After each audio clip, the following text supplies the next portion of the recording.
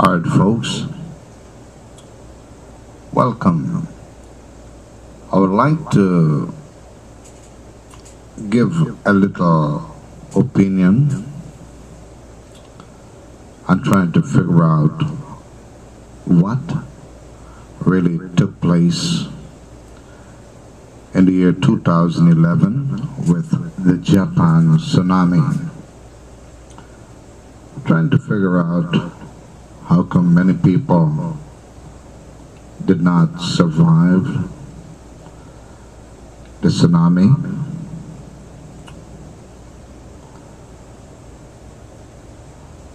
And trying to figure out why there was no escape at that time.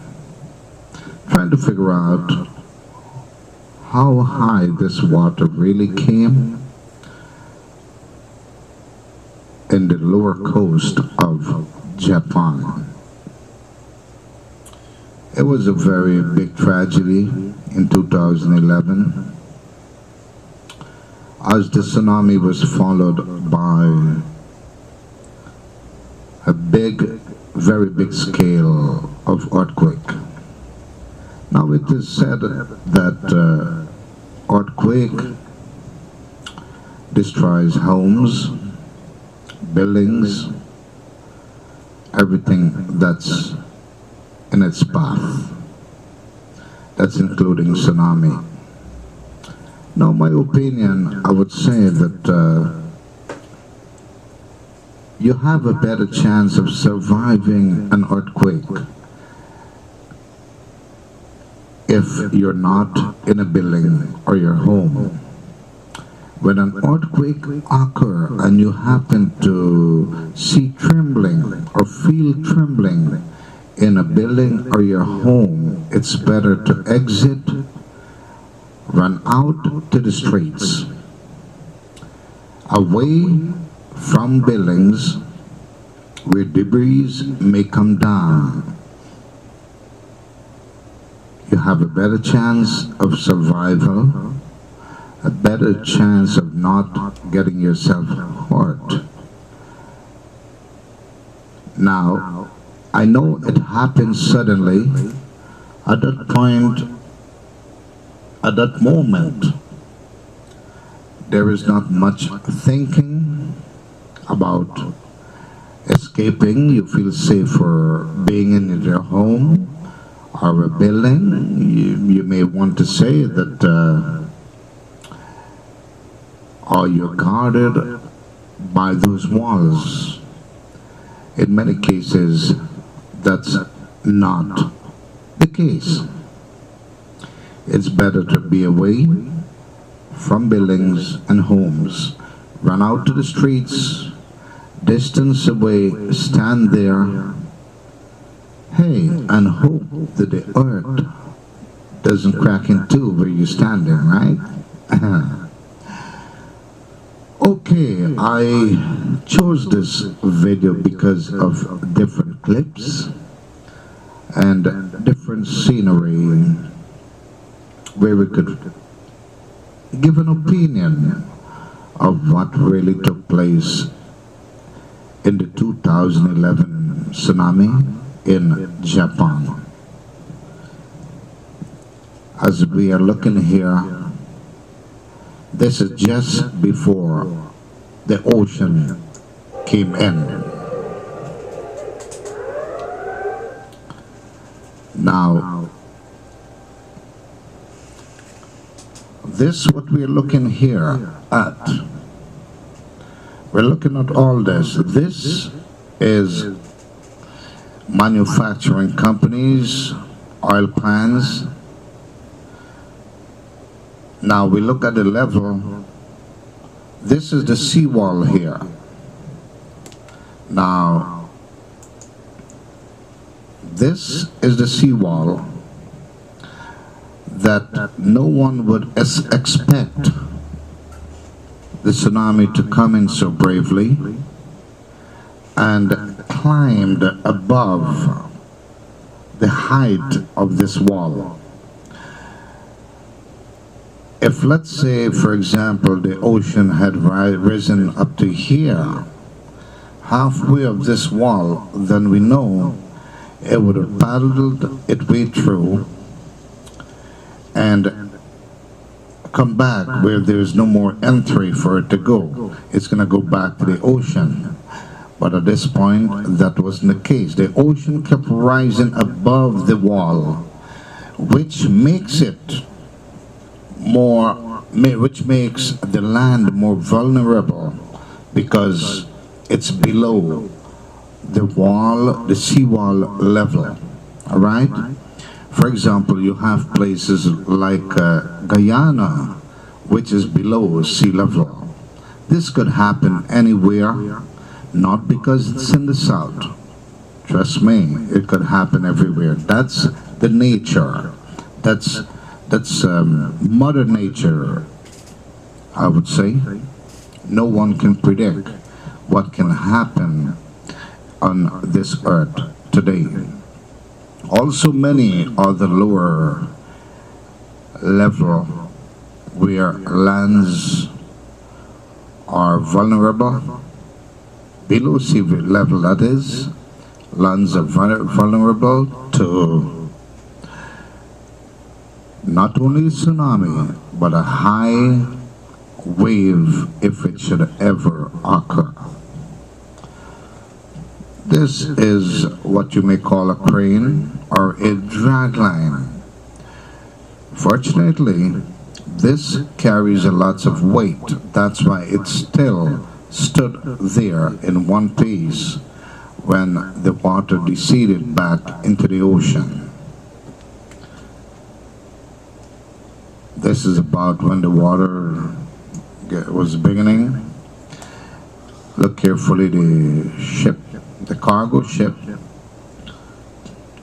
with the force of that water that's coming in, waves by wave, the ship lost control and kept coming in, following with the wave. I am pretty sure at this point that the captain, if there was trying to go the opposite way, but the force of the water,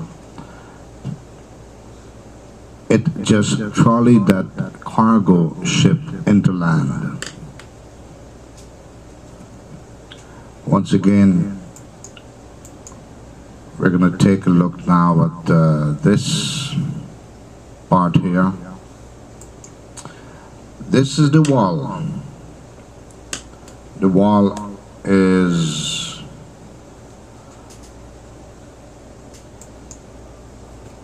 up to, see here? This is the wall. This is the wall here. Now, the wall, if I could just get a glimpse of the wall here.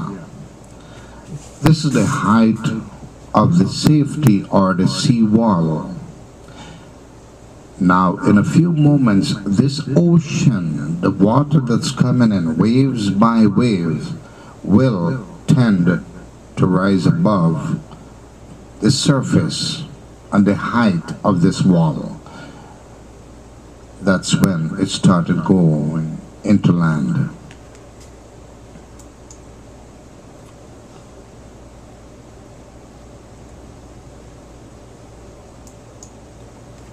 Taking another look, this is the height again.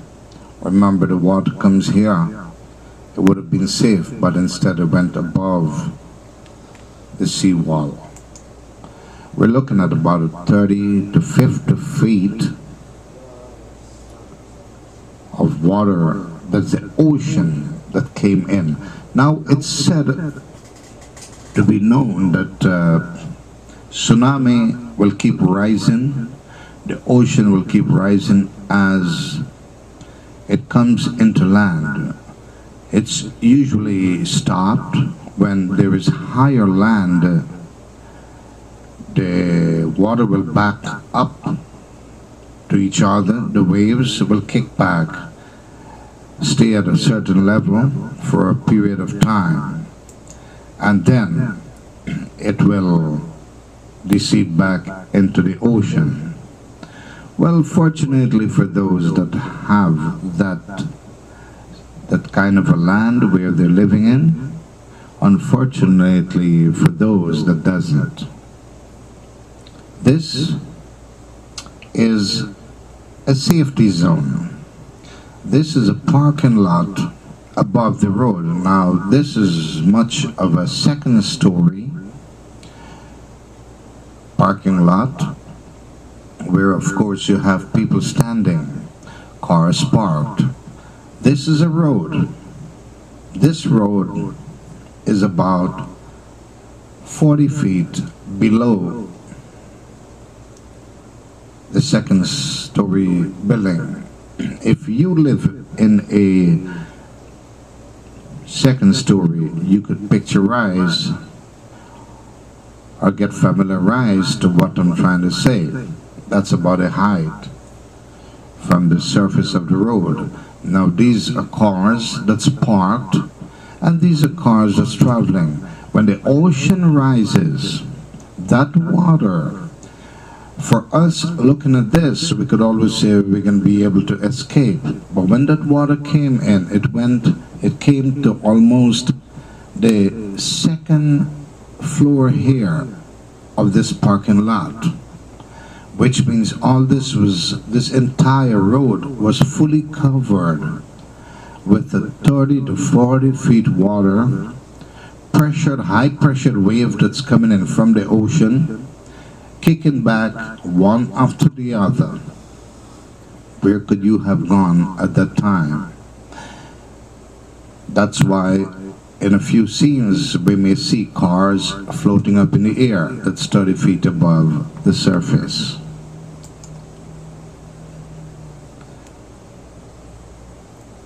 There's nothing much for them to do at that point, the people, but to stand up and look on.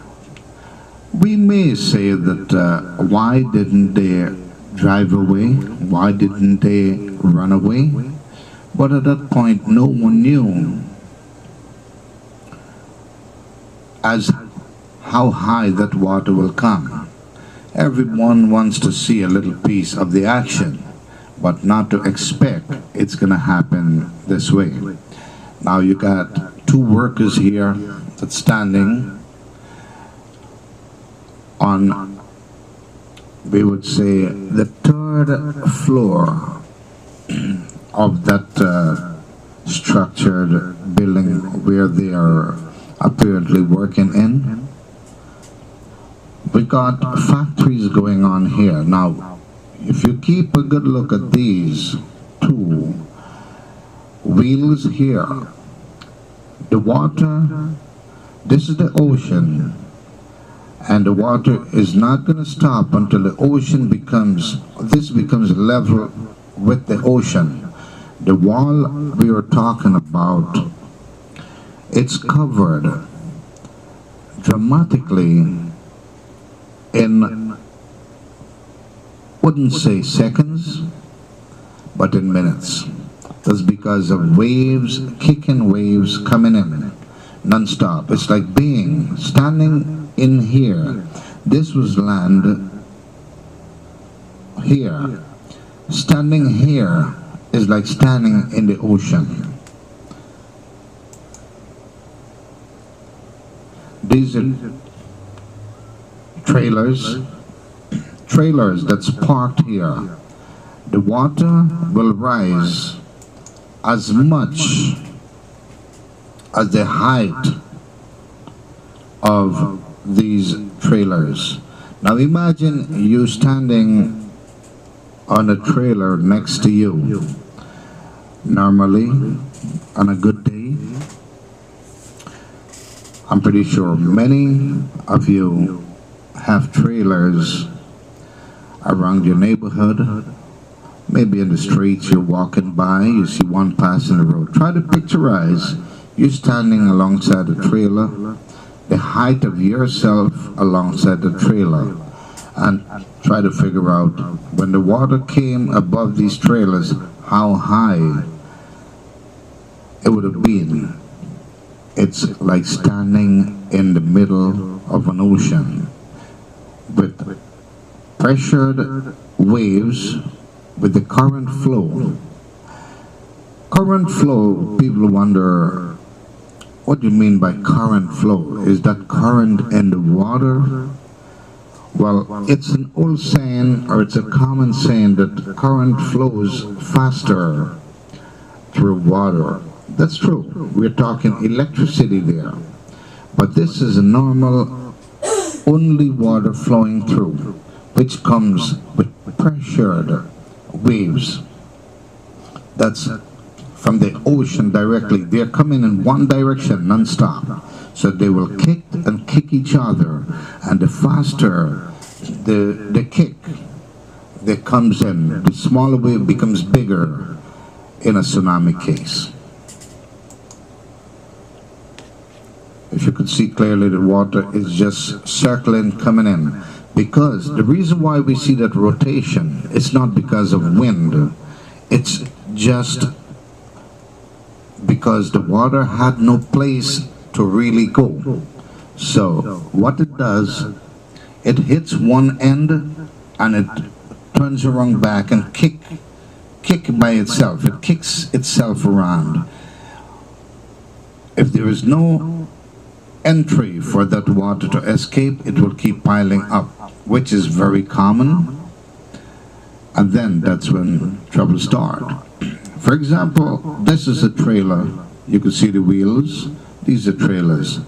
This, at this point, this is a van in the water here. This is what will be called a tsunami in a tragic situation.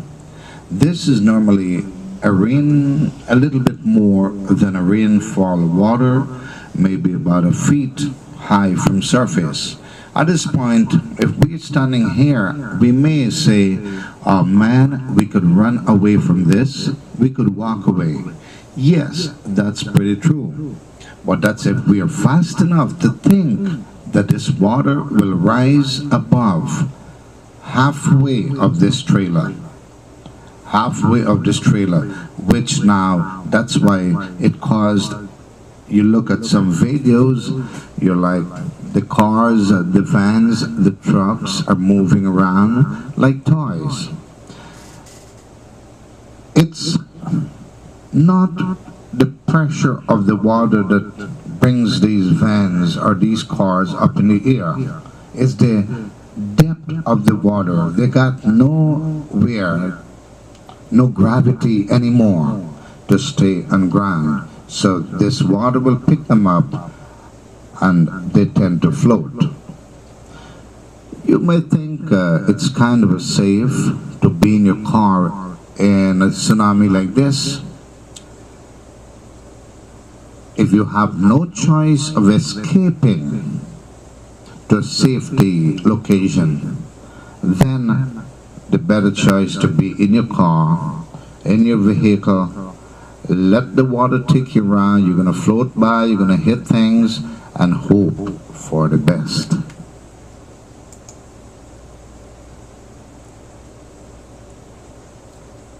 This is about now. This is part of the plans, the companies, the city. This looks more like a shopping center, isn't it? This is a parking lot here. This looks like the back of that parking lot. Now, we're looking at the water surface just coming in. This water will rise as much as this, the height, halfway into the doors here. So, if you're not up here on higher grounds to stabilize yourself, you are in a deep tragedy with the water surface here 30 to 40 feet. That's ocean water coming in. The trailers, everything here will be covered.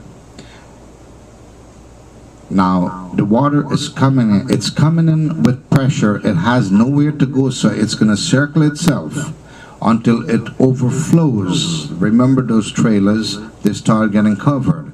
Now, that's ocean water keep coming in, circling itself with nowhere to go except into land. This is the ocean. These are the trailers. Remember, the wall is all gone. The wall is covered. Now the water will be flowing into land as if it's the ocean.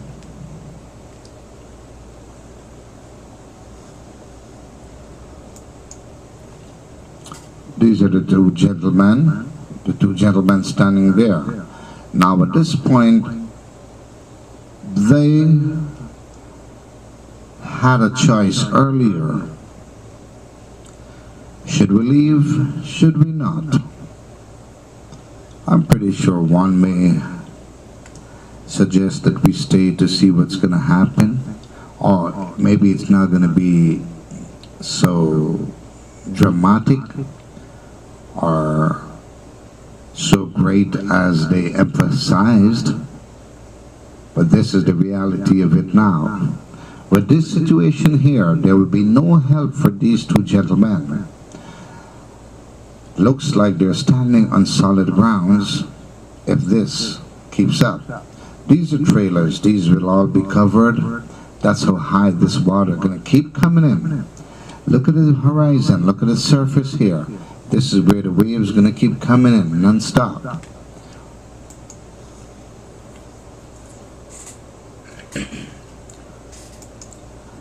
This is more of a warehouse.